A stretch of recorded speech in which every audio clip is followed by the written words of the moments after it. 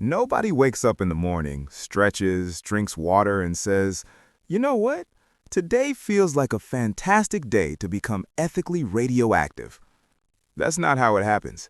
It happens by inches, by nudges, by raised eyebrows in meetings, by targets, by fear, by silence, by one person doing what feels wrong, then looking around and realizing nobody flinched. And once nobody flinches, the human brain says, then perhaps this is not wrong. Perhaps this is Tuesday. That is the real danger. Not evil with a villain laugh, not corruption with fireworks, but ordinary people adapting to abnormal behavior until the abnormal feels ordinary. Today, we're going deep into the machinery of that process, the psychology, the social contagion, the workplace pressure, the historical wreckage, and most importantly, how to stop it before you become the kind of person who says, well, technically it wasn't that unethical. That sentence has buried more reputations than bad Wi-Fi has ruined Zoom calls. The first lie is never do something evil. The first lie is smaller, softer, better dressed. It sounds like, just this once. We're under pressure. It's not ideal, but it's industry standard. If we don't do it, someone else will.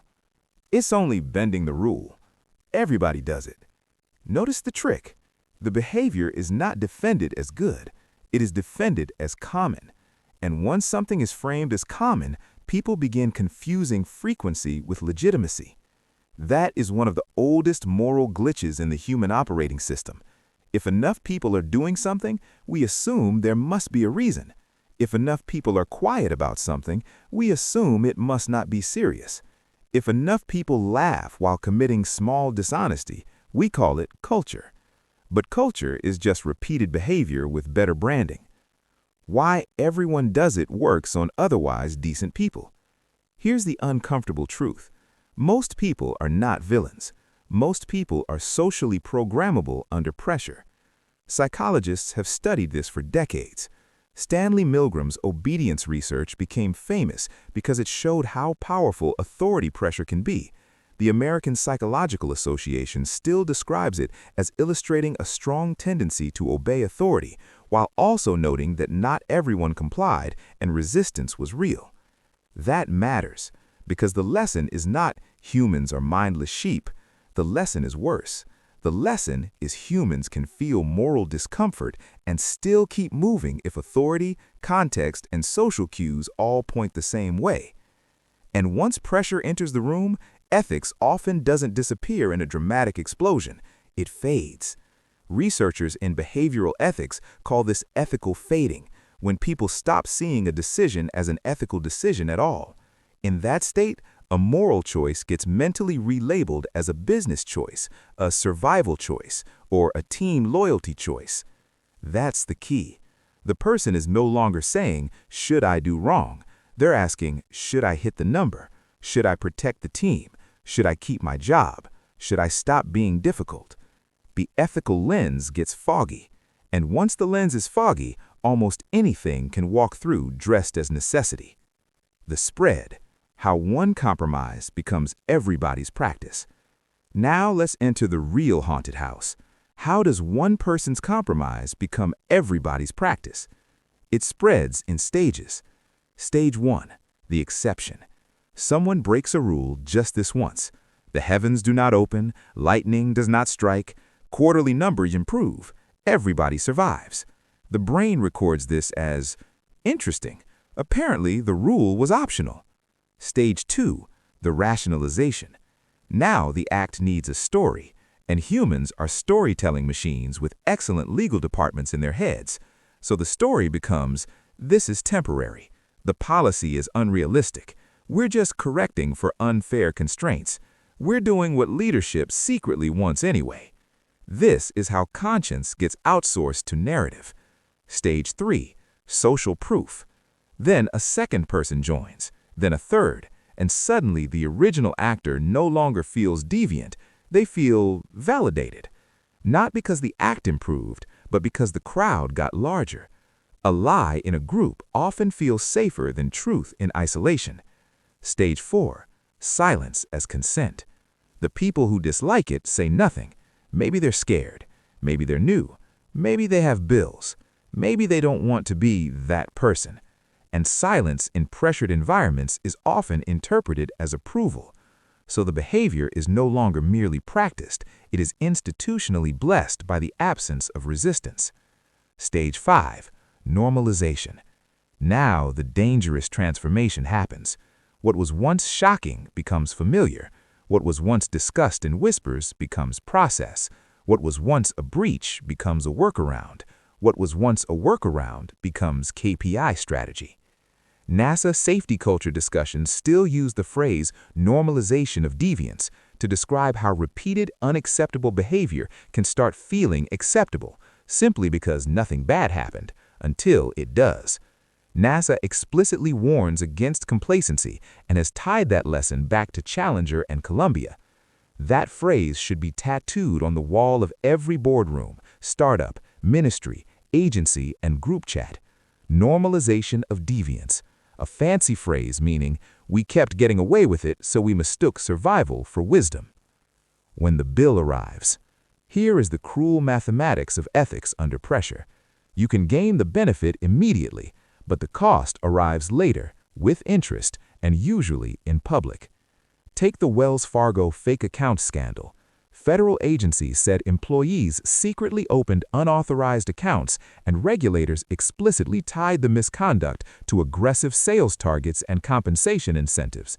The CFPB said the practice was spurred by sales targets and compensation incentives, while the Justice Department later said the bank paid $3 billion to resolve criminal and civil investigations tied to sales practices involving the opening of millions of accounts without customer authorization. Look at that carefully. The scandal was not powered by cartoon villains twirling mustaches in a basement beside a Shark Tank. It was powered by a sentence like, cross-sell harder, hit your metrics, don't be the weak link, everybody's doing what it takes. That is how pressure mutates into culture, and culture mutates into misconduct. The same pattern shows up in disasters, frauds, cover-ups, doping scandals, falsified reporting, manipulated books, and creative compliance. No one starts by announcing, "Welcome team, this quarter we pivot to moral collapse." No. It begins with pressure, then imitation, then rationalization, then silence, then scale. That is how private compromise becomes public scandal. The deepest rabbit hole. Why do people not only participate in bad systems, but defend them?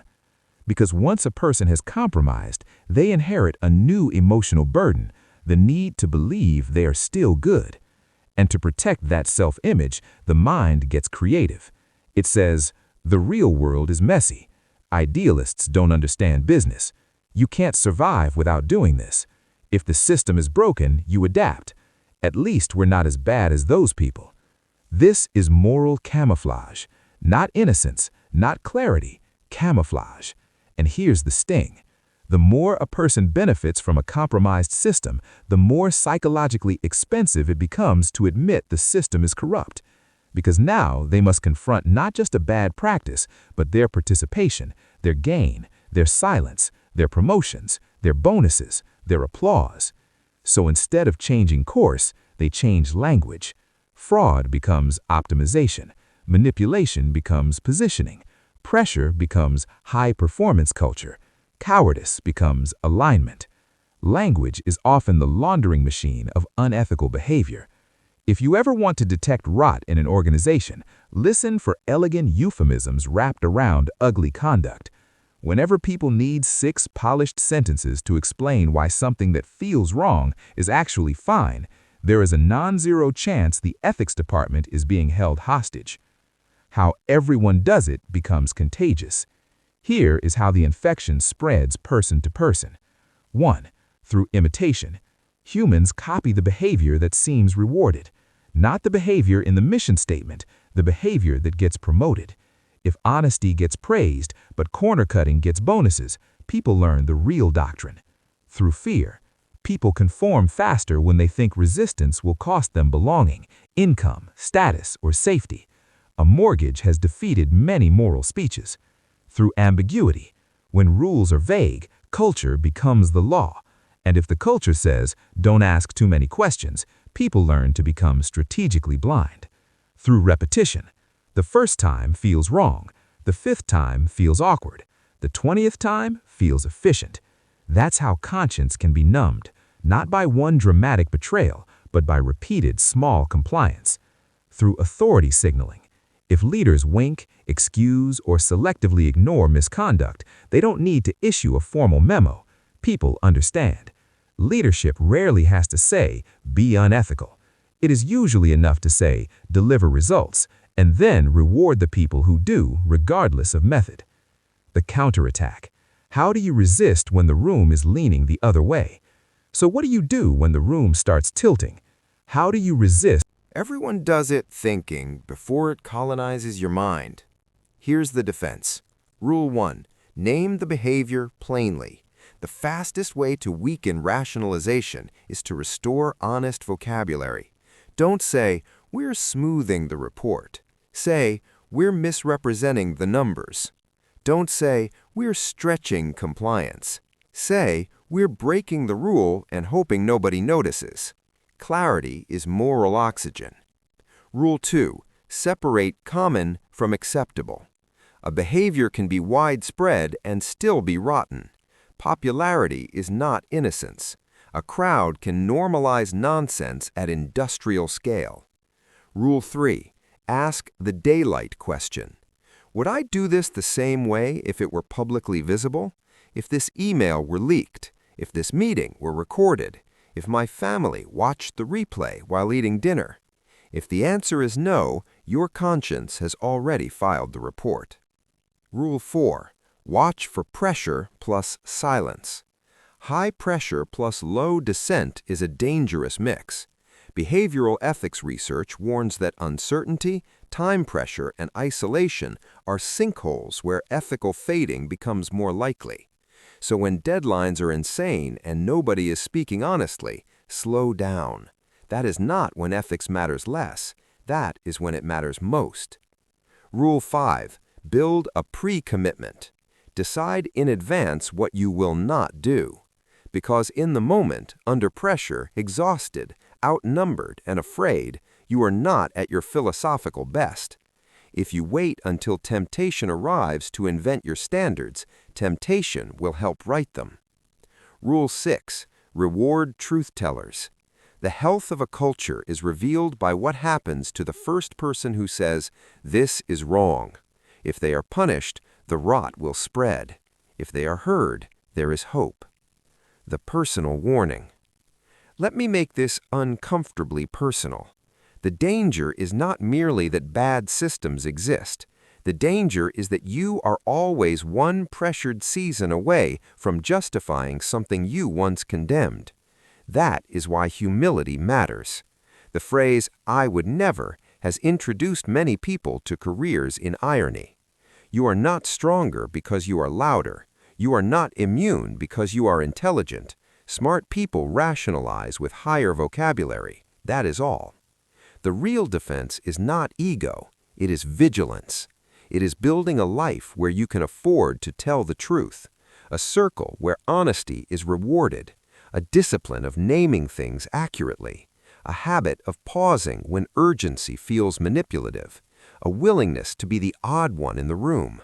Because sometimes the most ethical person in the building is simply the one who says, "No, this is not normal," and says it early, before the process hardens, before the spreadsheet becomes evidence, before the harmless little compromise grows teeth. "Everyone does it" is one of the most dangerous sentences in human history. It has excused cruelty, covered fraud, silenced witnesses, corrupted teams, destroyed institutions, and turned ordinary people into caretakers of systems they secretly despise. But the good news is this. Ethical collapse spreads socially. So does courage. One voice can interrupt contagion. One refusal can expose the script. One honest sentence can make the room remember what it already knew. So the next time pressure rises, numbers wobble, leaders get twitchy, and somebody leans in with that polished little poison. Come on, everybody does it. Remember, that is not wisdom. That is recruitment. And you do not have to join. If this hit home, drop this in the comments. Common is not the same as right. And if you want the next episode, I'll do this one. How good people slowly become loyal to broken systems. Subscribe, share this with someone building a team, running a business, leading a ministry, or trying to survive a pressure-heavy workplace. Because sometimes the line between integrity and compromise is just one sentence, repeated often enough.